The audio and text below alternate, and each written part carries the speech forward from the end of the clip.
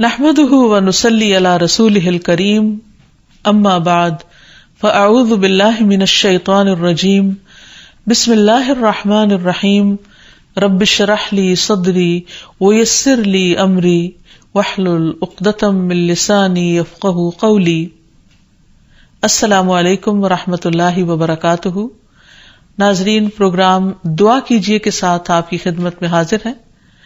آج ہم انشاءاللہ رنج و غم سے ازالے کی دعائیں آپ کے ساتھ شیئر کریں گے کہ انسان جب اپنے دل میں کسی بھی چیز کے بارے میں کوئی غم یا پریشانی محسوس کر رہا ہو تو اس کو دور کرنے کے لیے، اس کے ازالے کے لیے کن الفاظ سے اپنے رب کو پکارے، کیونکہ رب کے سوا اور کون ہے جو کسی بے قرار کی سننے والا ہو. قرآن مجید میں اللہ تعالیٰ فرماتے ہیں امن یجیب المضطر اذا دعاہ ویکشف السوء. پھر بھلا بتاؤ وہ کون ہے جو بے قرار کی مضطر کی پکار سنے اور اس سے تکلیف کو ہٹا دے. وہ صرف اللہ سبحانہ وتعالیٰ ہی ہے، اور ہمارے دل بھی اسی کے ہاتھ میں ہیں، وہ جس طرف چاہے ان کو پھیر دے. کیونکہ بعض اوقات انسان ہر چیز کے ہوتے ہوئے، ہر نعمت کے ہوتے ہوئے اپنے دل کے اندر ایک غم، ایک ڈپریشن، ایک تکلیف محسوس کرتا ہے.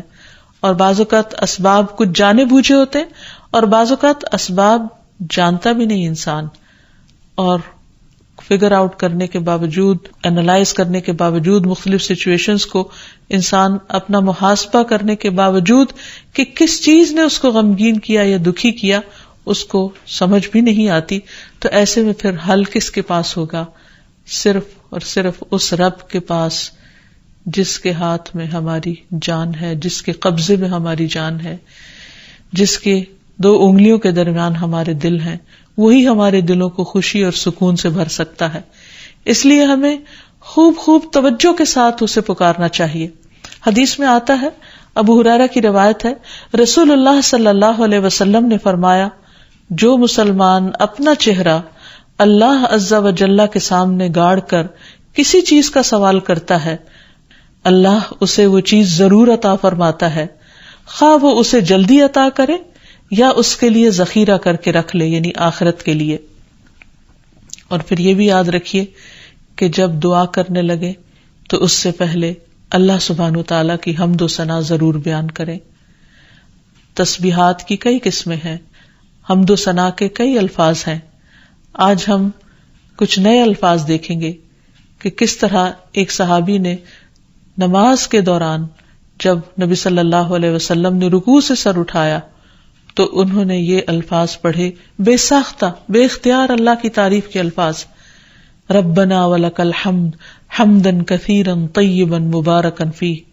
تو نبی صلی اللہ علیہ وسلم نے جب سلام پھیرا تو پوچھا کہ آپ میں سے کس نے یہ کلمات ادا کیے ہیں، کیونکہ میں نے دیکھا کہ 30 سے زیادہ فرشتے لپکے ہیں ان کلمات کو اٹھانے کے لیے. یعنی اتنے زیادہ یہ الفاظ پسندیدہ تھے، یہ کلمات اتنے خوبصورت تھے. تو اس لیے نماز کے اندر بھی، رکوع کے بعد بھی یہ دعا پڑھی جا سکتی ہے، اور عام حالات میں بھی جب ہم اللہ تعالیٰ سے کچھ مانگنے لگے تو اس وقت اللہ تعالیٰ کی حمد و ثنا کے طور پر بھی اس تسبیح کو پڑھا جا سکتا ہے. اور پھر اسی طرح ایک اور تسبیح بھی ہے، اللہم ربنا لک الحمد ملء السماوات وملء الارض وملء ما شئت من شیء بعد. اے اللہ، اے ہمارے رب، تیرے ہی لیے ہر قسم کی تعریف ہے جس سے کہ آسمان بھر جائیں، زمین بھر جائے، اور ہر وہ چیز جسے تو چاہے کہ وہ بھر جائے. یعنی خوب خوب تیری تعریف اور تیری حمد و ثنا. اور اس کے بعد نبی صلی اللہ علیہ وسلم کے لیے درود پڑھا جائے، اور پھر اپنے دل کی حالت اپنے رب کو بتائی جائے، اور اپنے زبان میں یا پھر مسنون دعاؤں کے ذریعے اللہ سبحانہ وتعالیٰ سے مدد مانگی جائے. حقیقت یہ ہے کہ رنج و غم انسانی زندگی کا حصہ ہے، اور جتنا بڑا کوئی غم ہوتا ہے اس پر اتنا ہی بڑا اجر و ثواب ہوتا ہے. حدیث میں آتا ہے جتنی مصیبت بڑی ہوگی اتنا ہی اجر بھی بڑا ہوگا، اور جب اللہ کسی قوم سے محبت کرتا ہے تو ان کو آزمائش میں مبتلا کر دیتا ہے. تو ایسے میں انسان کو صبر سے کام لینا چاہیے، اور بار بار اللہ کے ذکر سے اپنے دل کو اطمینان دینا چاہیے، کیونکہ اللہ تعالیٰ نے قرآن مجید میں فرمایا الا بذکر اللہ تطمئن القلوب، خبردار سنو، اللہ کے ذکر سے دلوں کو اطمینان نصیب ہوتا ہے۔ پھر یہ ہے کہ غم اور تکلیفیں اور صدمے انسان کو گناہوں سے پاک کرتے ہیں اور انسان کے گناہوں کا کفارہ بن جاتے ہیں۔ ام سلمہ رضی اللہ عنہا سے مروی ہے، وہ کہتی ہے کہ میں نے رسول اللہ صلی اللہ علیہ وسلم کو فرماتے ہوئے سنا، جب اللہ تعالیٰ بندے کو کسی مصیبت کے ساتھ آزماتا ہے اور وہ اپنی حالت اور کیفیت کی بنا پر اسے ناپسند کرتا ہے تو اللہ تعالیٰ اس تکلیف کو اس کے گناہوں کا کفارہ اور اسے پاک کرنے کا سبب بنا دیتے ہیں، جب تک کہ وہ لاحق ہونے والی بیماری سے شفا حاصل کرنے کے لیے اسے اللہ عز و جل کے علاوہ کسی اور کے در پہ پیش نہیں کرتا یا اسے دور کرنے کے لیے غیر اللہ کو نہیں پکارتا، کیونکہ جب انسان اللہ کے سوا کسی اور کو پکارتا ہے تو اللہ تعالیٰ پھر انسان کو اسی کے حوالے کر دیتا ہے۔ پھر اسی طرح یہ بات بھی یاد رہے کہ انسان جب کوئی غلط کام کرتا ہے تو اس کا بدلہ اس کو مل کر رہتا ہے۔ ہاں، یہ الگ بات ہے کہ اللہ تعالیٰ معاف کر دے۔ اس سلسلے میں حضرت ابوبکر رضی اللہ تعالیٰ عنہ سے ایک حدیث مروی ہے، وہ کہتے ہیں کہ اے اللہ کے رسول صلی اللہ علیہ وسلم، اس آیت کے بعد درستگی کیسے ہو سکتی ہے؟ ہماری جان کیسے چھوٹ سکتی ہے کہ لیس بامانیکم ولا امانی اہل الکتاب من یعمل سوءا یجز بہ ولا یجد لہ من دون اللہ ولیا ولا نصیرا، کہ نجات کا دار و مدار نہ تمہاری آرزوؤں پر ہے اور نہ اہل کتاب کی آرزوؤں پر، جو بھی برے کام کرے گا اس کی سزا پائے گا اور اللہ کے سوا کسی کو اپنا حامی و مددگار نہ پائے گا۔ جو بھی ہم کام کریں گے اس کا بدلہ تو ہم کو دیا جائے گا۔ تو آپ صلی اللہ علیہ وسلم نے فرمایا، اے ابو بکر، اللہ تم کو بخشے، کیا تم بیمار نہیں ہوتے؟ کیا تم غمگین اور رنجیدہ نہیں ہوتے؟ کیا تم تنگی اور پریشانی سے دوچار نہیں ہوتے؟ وہ کہتے ہیں، میں نے کہا جی ہاں۔ آپ نے فرمایا، اسی طرح تو تم کو بدلہ دیا جاتا ہے۔ یعنی قرآن مجید میں یہ جو آتا ہے نا، من یعمل سوءا یجز بہ، جو برا کرے گا بدلہ پائے گا، تو یہ بیماریاں، تکلیفیں، دکھ، یہ ایک طرح سے بدلہ ہیں۔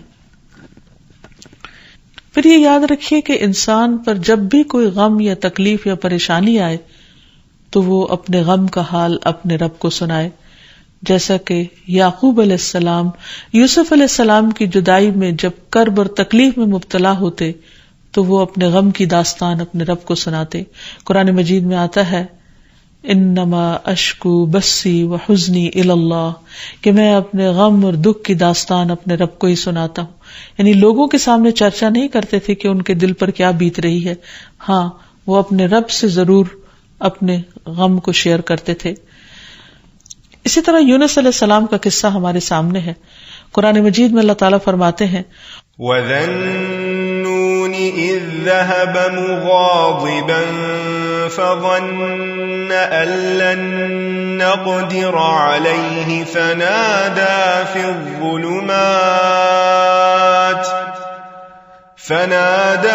الظُّلُمَاتِ أَن لَّا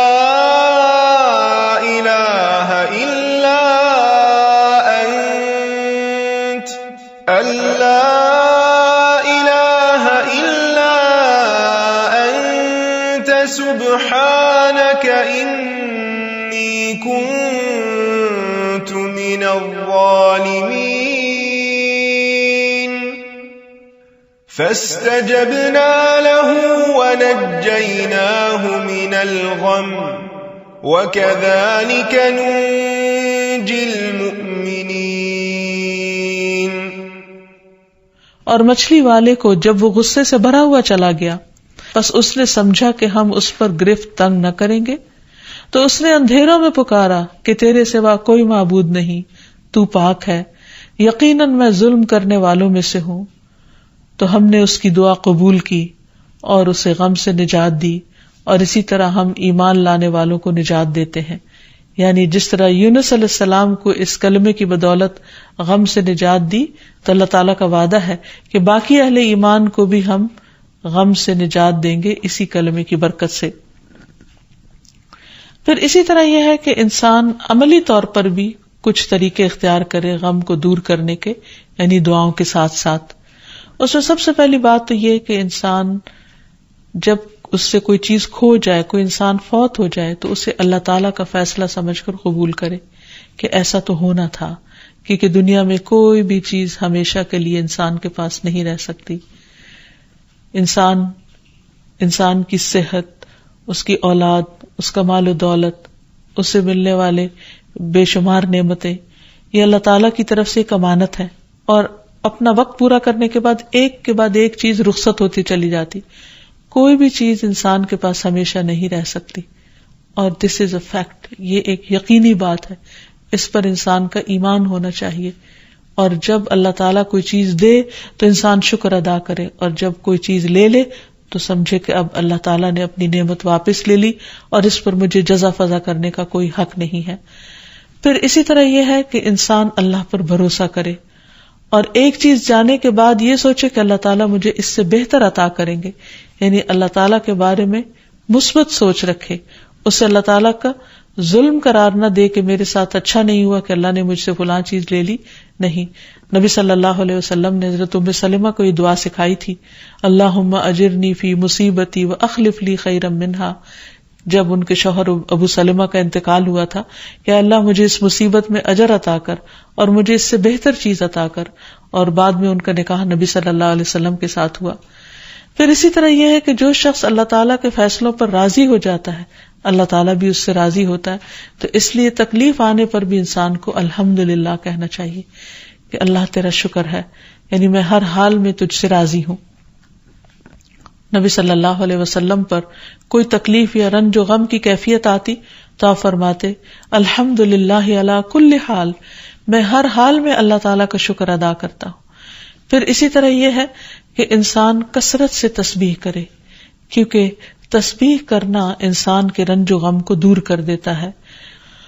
وَلَقَدْ نَعْلَمُ أَنَّكَ يَضِيقُ صَدْرُكَ بِمَا يَقُولُونَ فَسَبِّحْ بِحَمْدِ رَبِّكَ وَكُن مِّنَ السَّاجِدِينَ وَاعْبُدْ رَبَّكَ حَتَّى يَأْتِيَكَ الْيَقِينُ. اور بلا شبہ یقیناً ہم جانتے ہیں کہ بے شک آپ کا سینہ اس سے تنگ ہوتا ہے جو وہ کہتے ہیں، یعنی لوگوں کے باتیں بنانے پر آپ تنگ ہوتے ہیں.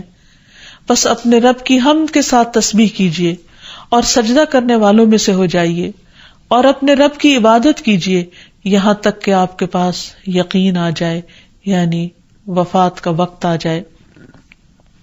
تو اس آیت سے یہ پتہ چلتا ہے کہ رنج و غم کا علاج کثرت سجود میں ہے، اور اللہ سبحانہ وتعالیٰ کی تسبیح میں، اور دوام کے ساتھ، کنسسٹنسی کے ساتھ اللہ تعالیٰ کی عبادت کرتے رہنے میں. یعنی عموماً جب انسان پر کوئی غم آ جاتا ہے تو عبادت کی قوت کم ہو جاتی ہے، حالانکہ عبادت ہی اس غم کو دور کرنے کا ذریعہ بنتا ہے، تو اس کی پابندی ضروری ہے. نبی صلی اللہ علیہ وسلم جب بھی کوئی تکلیف ہوتی، جب بھی کوئی پریشانی ہوتی، فوراً نماز کی طرف رجوع کیا کرتے تھے. فرض نماز کے علاوہ نوافل سے بھی مدد لینی چاہیے، یعنی اللہ سبحانہ وتعالیٰ کے حضور سجدے میں پڑ جانا چاہیے تاکہ انسان کی پریشانی دور ہو جائے. پھر اسی طرح انسان صبر سے کام لے. اللہ تعالیٰ فرماتے ہیں وَاصْبِرْ وَمَا صَبْرُكَ إِلَّا بِاللَّهِ، صبر کیجیے اور آپ کا صبر اللہ ہی کی توفیق سے ہے. یعنی جو شخص صبر کرتا ہے اللہ تعالیٰ اس کو پھر صبر عطا کر دیتا ہے. پھر اسی طرح یہ ہے کہ انسان زبان سے برے الفاظ ادا نہ کرے. آپ صلی اللہ علیہ وسلم نے اپنے بیٹے ابراہیم کی وفات پر آنسو تو بہائے، لیکن زبان سے کوئی ایسا جملہ نہیں نکالا جو اللہ تعالیٰ کو ناراض کرے. آپ نے فرمایا آنکھ روتی ہے، دل غمگین ہوتا ہے، مگر ہم وہی بات کہتے ہیں جس سے ہمارا رب راضی ہے. اے ابراہیم، ہم تمہاری جدائی کے سبب غمگین ہیں، یعنی ہمیں دکھ ضرور ہے لیکن زبان سے کوئی ایسی بات نہیں کریں گے جو اللہ تعالیٰ کو ناراض کرنے والی ہو. پھر اسی طرح انسان جزا فضا نہ کرے بلکہ اللہ تعالیٰ کا ذکر کرے، کیونکہ انسان زبان سے اگر ایسی باتیں نکالے بھی جو اللہ تعالیٰ کو ناراض کرنے والی ہیں تو اس سے انسان کے غم کا ازالہ نہیں ہو سکتا. اور پھر سب سے بڑی بات یہ کہ انسان آخرت کا غم خود کو لگا لے، کیونکہ جو شخص آخرت کے غم میں مبتلا ہو جاتا ہے اس کے لیے دنیا کے غم بہت آسان ہو جاتے ہیں. اور ساتھ ساتھ دعاؤں کے ذریعے اللہ تعالیٰ سے مدد لیتا رہے تاکہ غموں کو نبھانا آسان ہو جائے. نبی صلی اللہ علیہ وسلم کو جب کوئی غم پہنچتا یا کوئی پریشانی ہوتی تو آپ فرماتے یا حی یا قیوم برحمتک استغیث، اے زندہ رہنے والے، اے قائم رہنے والے، تیری رحمت کے وسیلے سے فریاد کرتا ہوں، یا اللہ تو میرا غم دور کر دے۔ ایک اور مسنون دعا ہے، اللہم انی اعوذ بک من الہم والحزن والعجز والکسل والبخل والجبن ودلع الدین وغلبۃ الرجال، اے اللہ میں تیری پناہ مانگتا ہوں غم، عاجزی، سستی، بخل، بزدلی، قرضداری کے بوجھ اور ظالم کے اپنے اوپر غلبے سے۔ رسول اللہ صلی اللہ علیہ وسلم نے فرمایا، کیا میں تمہیں ایسی دعا نہ بتاؤں کہ جب کوئی رنج و غم اور الم میں مبتلا شخص اس کو پڑھے تو اس کی تکلیف دور ہو جائے؟ کہا گیا کیوں نہیں؟ آپ نے فرمایا وہ مچھلی والے کی دعا ہے، لا الہ الا انت سبحانک انی کنت من الظالمین، تیرے سوا کوئی الہ نہیں، تو پاک ہے، بے شک میں ہی ظالموں میں سے ہوں۔ اس آیت کو آیت کریمہ بھی کہا جاتا ہے۔ اس آیت کا ورد کثرت کے ساتھ کرنا چاہیے، لیکن سوچ سمجھ کر اور شعور کے ساتھ۔ اس سلسلے میں یہ یاد رہے کہ کسی خاص نمبر کی کوئی تاکید نہیں کی گئی کہ 100 دفعہ پڑھا جائے یا 1000 یا لاکھ دفعہ پڑھا جائے۔ انسان جتنی بار بھی پڑھے، پوری شعور اور توجہ کے ساتھ پڑھے تو انشاءاللہ اس کا غم دور ہو جائے گا۔ اسی طرح ابن عباس سے روایت ہے، نبی صلی اللہ علیہ وسلم پریشانی آنے پر یہ فرماتے تھے، لا الہ الا اللہ العظیم الحلیم، لا الہ الا اللہ رب العرش العظیم، لا الہ الا اللہ رب السماوات ورب الارض ورب الارض ورب العرش الکریم، اس اللہ کے علاوہ کوئی معبود نہیں جو بڑا عظیم اور بردبار ہے، اس اللہ کے علاوہ کوئی معبود نہیں جو عرش عظیم کا مالک ہے، اس اللہ کے علاوہ کوئی معبود نہیں جو زمین و آسمان اور عرش کریم کا رب ہے۔ اسی طرح نبی صلی اللہ علیہ وسلم نے حضرت اسماء بنت امیس کو یہ دعا سکھائی تھی، اللہ اللہ ربی لا اشرک بہ شیئا، اللہ ہی میرا رب ہے، میں اس کے ساتھ کسی کو شریک نہیں کرتا۔ تو آپ نے فرمایا جب تم میں سے کسی کو کوئی پریشانی یا غم پہنچے تو اسے یہ دعا پڑھنی چاہیے۔ اسی طرح ایک اور بہت خوبصورت دعا ہے جو ہر طرح کے غم سے نجات دینے والی ہے۔ رسول اللہ صلی اللہ علیہ وسلم نے فرمایا، کسی شخص کو جب کوئی غم اور دکھ لاحق ہو تو وہ یہ کلمات کہہ لے، اللہم انی عبدک وابن عبدک وابن امتک ناصیتی بیدک ماض فی حکمک عدل فی قضاؤک اسألک بکل اسم هو لک سمیت بہ نفسک او علمتہ احدا من خلقک او انزلتہ فی کتابک او استأثرت بہ فی علم الغیب عندک ان تجعل القرآن ربیع قلبی ونور صدری وجلاء حزنی وذہاب ہمی۔ اے اللہ میں تیرا بندہ ہوں، تیرے بندے کا بیٹا اور تیری بندی کا بیٹا، میری پیشانی تیرے ہاتھ میں ہے، میری ذات پر تیرا حکم چلتا ہے، میری ذات کے متعلق تیرا فیصلہ عدل و انصاف والا ہے، میں تجھے تیرے ہر اس نام کا واسطہ دے کر کہتا ہوں جو تو نے اپنے لیے خود تجویز کیا یا اپنی مخلوق میں سے کسی کو وہ نام سکھایا یا اسے اپنی کتاب میں نازل فرمایا یا اسے اپنے پاس علم غیب میں ہی اسے محفوظ رکھا، کہ تو قرآن کو میرے دل کی بہار، سینے کا نور، غم میں روشنی اور پریشانی کی دوری کا ذریعہ بنا دے، تو اللہ تعالیٰ اس شخص کا غم دور کر دیں گے اور اس کی جگہ کشادگی پیدا کر دیں گے۔ کسی نے پوچھا کہ اللہ کے رسول صلی اللہ علیہ وسلم کیا ہم اس دعا کو سیکھ نہ لیں؟ فرمایا کیوں نہیں، جو بھی اس دعا کو سنے اس کے لیے مناسب ہے کہ وہ اسے سیکھ لے۔